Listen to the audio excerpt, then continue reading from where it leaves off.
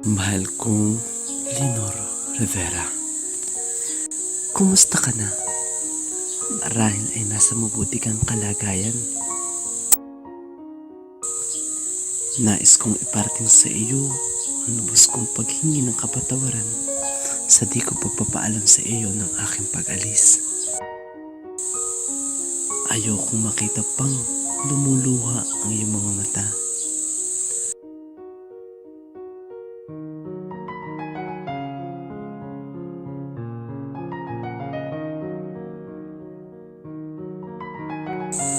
Narito ako ngayon sa Europa upang ipagpatuloy ang aking pag-aaral. Ibang-iba ang kalagayan dito. Mariwasa ang buhay, magaganda ang mga gusali, ngunit may bahid pa rin ang kalungkutan. Araw-araw kong ginugunita ang bawat sandaling tayo ay magkasama.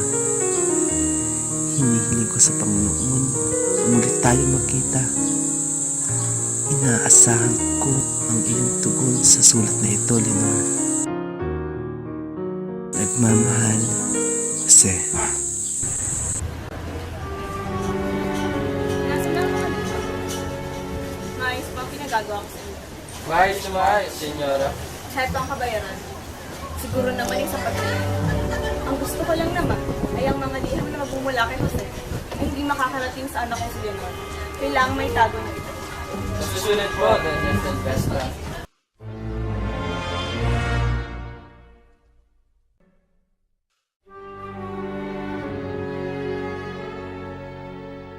Anak!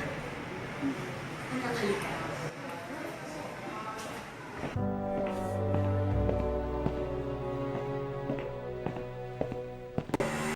Nais kong maghanda ka para sa isang pagkasalo bukas. Ibababatid ko na sa ating mga kaibigan ang pag-iisang dibdib ninyo, Inhinyera Pipi. Inhinyera Pipi, hindi ba batid ninyo ang pagmamahal ko kay Jose? Walang mangyayari sa inyo ni Jose. Magulo ang kanyang pamilya.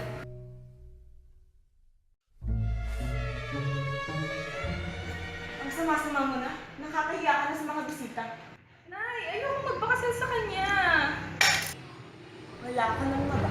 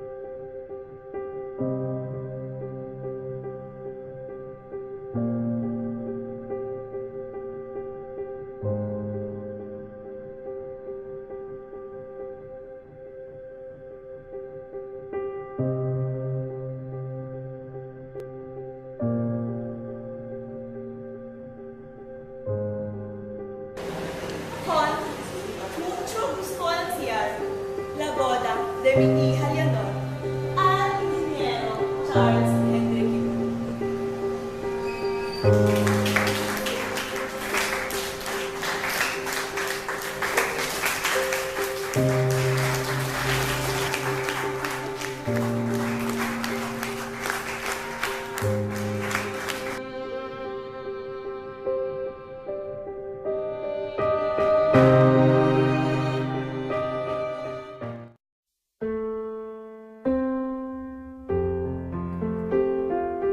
kong Jose, kamusta ka na?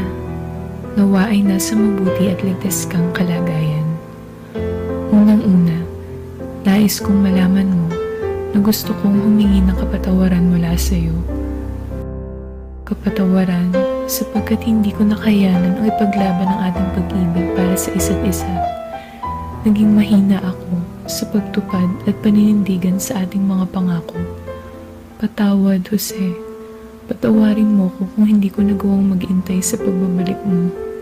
6 na buwan na mula ngayon, magaganap ang aking pakikipag-isang dibdib.